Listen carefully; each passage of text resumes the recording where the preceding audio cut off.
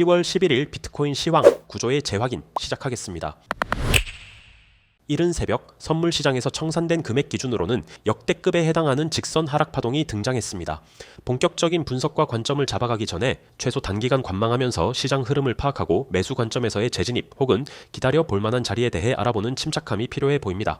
우선 최근 위 5파동의 마감 관점은 결과를 놓고 보면 한 단계 더 큰 파동의 고점 마감으로 두고 볼 만한 근거가 되었는데, 최근의 관점은 그보다 작은 파동의 마감, 즉 이러한 큰 파동 중 첫 번째 1파동의 마감을 기준으로 한 것이었는데, 현재 내려온 파동으로 보아 이보다 한 단계 더 큰 사이즈의 조정 파동 후반부로 보는 것이 타당하겠습니다. 즉 위 임펄스 관점은 직전 저점 107K를 훨씬 하회하는 수치, 바이낸스 기준 102K로 확인되고 있으니 폐기된 관점이 되고, 관련하여 분석을 다시 하고 이에 따른 구조의 재확인이 필요합니다. 우선 지난 관점들을 복기해봅니다. 위가 9월 메인 관점이기도 한데 이 파동이 나올 수 있는 위치를 다시 한번 확인해봅니다. 즉 위 구조가 이중 미달형 파동일 때 어떤 임펄스의 2파동 혹은 4파동, 조정파동의 A, 이때는 불규칙이나 삼각형, 조정파동의 B, 이때는 지그재그 등등의 패턴, 확률이 낮은 마지막은 제외하고 본다면 이와 같은 구조여서 무게를 두고 본 것이 이러한 큰 임펄스 구조에서의 2파동 혹은 이러한 4파동 구조가 되는데, 이 중 전자의 경우는 오늘의 움직임으로 폐기된 경우의 수가 되고 4파동이어서 74K에서 올라온 한 파동이 다 끝났다라는 관점이 남게 되었습니다. 이외 2파동이 조정의 A파동일 경우엔 이중 미달형 자체가 A파동으로서 이런 식으로 불규칙으로 빠진 조정파동이 현재의 모양까지 진행된 플랫 조정의 완성을 시사한다고 볼 수 있고, 해당 파동이 B파동 조정의 경우의 수는 순서상 맞지 않기 때문에 적용해 볼 수 없게 됩니다. 즉 정리해보면 현재 9월에 진행된 해당 모양이 드물지만 컨펌이 된 이중 미달형으로 아직 관점 유지를 할 수 있을 때, 현재까지 진행된 과정에 대한 구조 파악은 두 가지로 나눌 수 있게 됩니다. 첫 번째 경우의 수는 위 구조로서 대략 126K에서 74K에서 시작한 임펄스 한 파동이 끝나고 이제 조정 첫 A파동이 등장하였다. 이 경우 근거를 볼 때 위 1파동의 크기와 5파동의 크기가 거의 정확하게 일치하는 측면이 있으며 3파동이 연장된 임펄스 한 구조의 완성으로 볼만합니다. 즉 이 구조일 때 앞으로 시장은 위 스케일에 걸맞은 임펄스 전체에 대한 가격, 기간적 조정, 즉 위와 같이 오늘 터진 하방 비율이 전체의 0.38이 되돌림인데, 이를 갱신하지 않는다는 전제라면 대략적으로 위와 같은 형태로 조금 더 기간 조정적인 측면에 가까운 흐름, 만일 기간보다 가격적인 측면의 조정이 발생한다면 짧은 시간 동안 다시 깊게 떨어질 텐데, 이때는 다음과 같은 형태, 강세장이란 기본적으로 저점을 지속적으로 올리면서 진행되는 경우가 거의 대부분입니다. 이렇게 조정이 진행될 때는 일련의 패턴들 묶음 가운데에서도 저점들을 갱신하곤 하지만 현재로서 100K가 깨지더라도 위와 같이 0.5 정도 선을 지켜주는 정도의 조정, 폭의 변동이라면 이는 반대로 매수 찬스에 준하는 하이리스크 하이리턴의 자리라고 볼만하겠습니다. 두 번째 경우의 수는 기본적으로 위와 같은 형태가 됩니다. 이렇게 일찍이 끝난 파동이 뒤에 이중 미달형이 등장했고, 이러한 이중 미달형 자체가 현재 그림에서 설명될 수 있는 남은 거의 유일한 상황은